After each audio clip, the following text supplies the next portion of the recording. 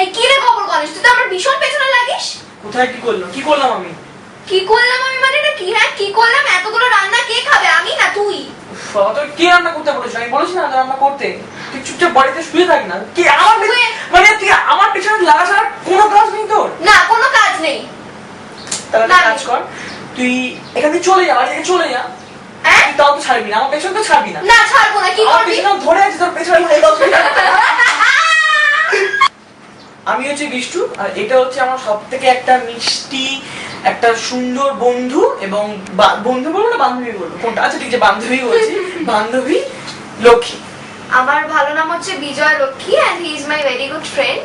তো আমরা মানে সেটে অনেক মজা করি, সবথেকে বেশি তো আমি যখন, এটা আমার ফার্স্ট সিরিয়াল, তো আমার এক্সপিরিয়েন্স মানে ভীষণ ভালো। আমি ফার্স্ট সিরিয়াল মানে ফার্স্ট দিন ভীষণ নার্ভাস ছিলাম এই সিরিয়ালটার জন্য, আমি জানি না আমি কি করতে পারতাম, বাট নাও এখন সবাই মানে ফ্লোরে মানে আমরা মানে যা তা রকমের ইয়ার্কি মানি, মানে ওটা চূড়ান্ত পর্যায়ে ইয়ার্কি এবং হয়। একটা জিনিস কি, যখন ওকে প্রথম দেখেছিলাম তখন ভেবেছিলাম যে মেয়েটা কিরকম মানে কি অ্যাক্টিং করবে না করবে।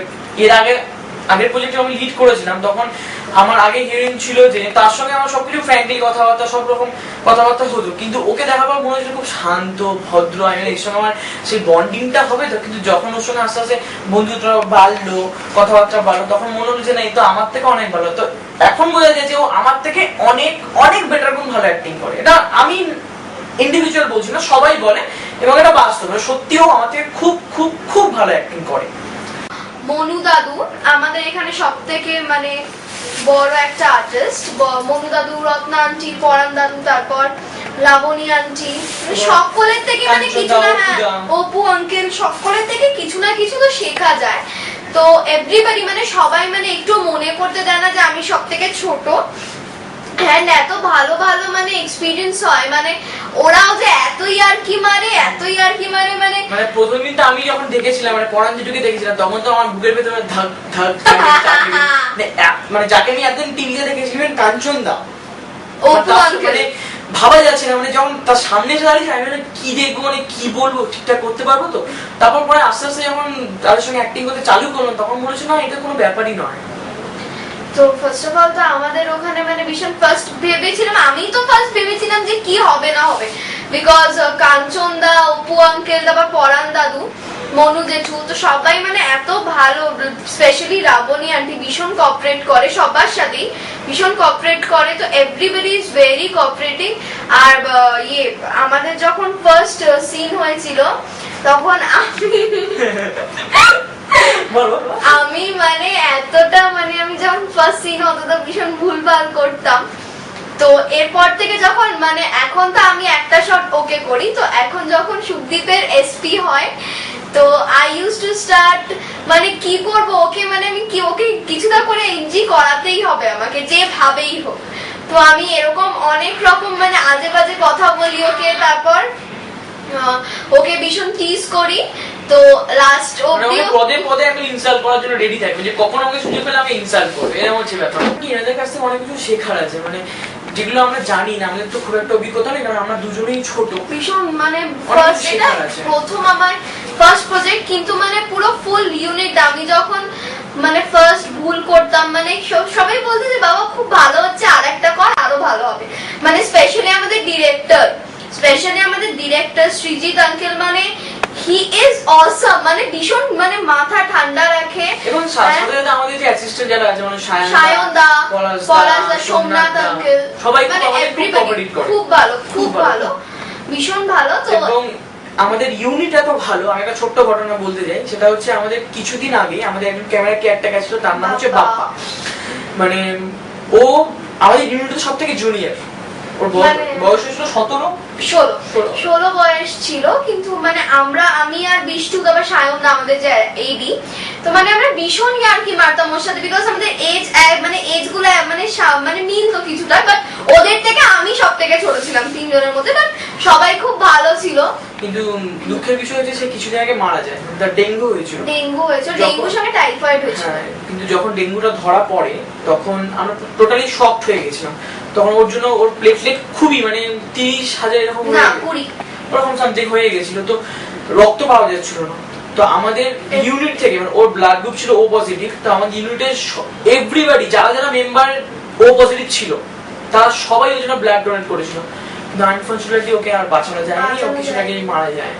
বেশি দিন হয়নি, 1 মাস মতন হয়েছে। ফার্স্ট ম্যানেজ হয় না, মানে ভীষণ টাইম তো ম্যানেজ হয় না। হাসিস না প্লিজ, দেখ তো টাইম ম্যানেজ হয় না, একদমই হয় না। মানে আমি কি বলবো, আমি তো মানে কি মানে আমি কি বলবো, পড়াশোনা মানে একেবারে মানে ভুলেই গেছি আমি পড়াশোনা। মানে এই আমি ফার্স্টে তো 1 বছর স্কুলই যাইনি, তো যখন আমি সিরিয়াল স্টার্ট করি তার আগে অব্দি স্কুলে হাইয়েস্ট ছিলাম আমি। মানে আমি স্কুলে সবার মধ্যে ফার্স্ট হতাম, বাট এখন আমি অর্ধেক দিন স্কুলে যাই না, বাট র্যাঙ্ক করি, এটা ঠিক। আমি সেকেন্ড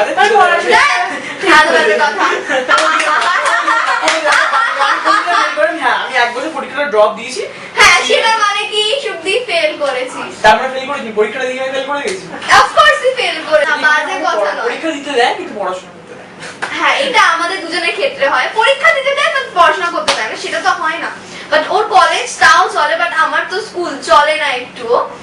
তো এবার যখন আমরা শর্টে যাই, তো যখন বিষ্ণুর ক্লোজ হয়, এসপি হয়, মানে ওকে যাতা ভাবে ইনসাল্ট মানে করি। ওকে উল্টো দিকে রিঅ্যাকশন দিতে হয়, তো রিঅ্যাকশনগুলো এরকম না, যদি কামা বা খুব রাগে রিঅ্যাকশন খুব হাসার মতো এক্সপ্রেশন দিলে, বাট ও তো ব্যাক টু ক্যামেরা দেখতে পাচ্ছি না, মানে ওটা যেটা দেখতে পাচ্ছি ডেটটা মনিটরের সামনে বসে আছে, আমাকে উল্টো পাল্টা রিঅ্যাকশন দিতে হয়। ও 20টা এনজি করে ফেলে, মানে ওটা মানে নাওয়া যায় না যে কি করে। আজকে সকালবেলা একটা কথা, প্লিজ প্লিজ আরেকবার সরি সরি সরি আর করে দিল, মানে ও যে কি করে গোপাল সোনা আমার, সোনার চাঁদ।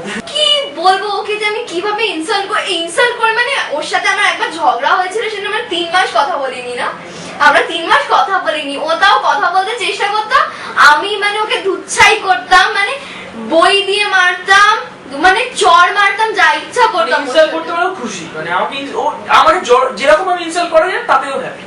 ট্যুর প্ল্যানস আছে, বিকজ বাড়ির সঙ্গে বেশি দিন কাটাতে পারি না, কাটাতে তো পারি না ফ্যামিলির সাথে। তো পুজোতে তো ভীষণ প্ল্যানস আছে যে বন্ধুদের সাথে একটু বেরোবো। কি হয় পুজোতে তো বেরোলেই মানে সবাই এত ঘিরে ফেলে, এত চিনে ফেলে, খুব প্রবলেম হয় বেরোতে। কিন্তু এবারে তো সাহস করে অফকোর্স বেরোতে হবে। তো পুজোতে ভীষণ প্ল্যানস আছে, বন্ধুদের সাথে সারাদিন মজা করব, খাবো দাবো, আড্ডা মারবো, নো ডায়েট নাথিং। বিশাল ব্যান্ডেজ শো আছে আমার, তো এই ব্যান্ডেজ শো গুলো করবো আর বন্ধুদের সঙ্গে ছুটি আড্ডা মারবো। সেই পুজো আর এই পুজোর মধ্যে ডিফারেন্স হচ্ছে, সেই পুজোটা মানে আগের থেকে অনেক প্রিপারেশন থাকতো, বাট এই পুজোটা আগে থেকে এখন সেটা যেটা হয় যে আগে পুজো হচ্ছে যে একটা শপিং করবো অনেকদিন ধরে, অনেক জায়গায় ঘুরতে, মানে ঘুরে ঘুরে শপিং করবো। এখন তো সেগুলো হয় না, কারণ এখন বেশিরভাগ আমাদের 24 ঘন্টার মধ্যে 15 ঘন্টা 16 ঘন্টায় স্টুডিওতে থাকতে হয়, মানে ওকে আর আমাকে বেশিরভাগ।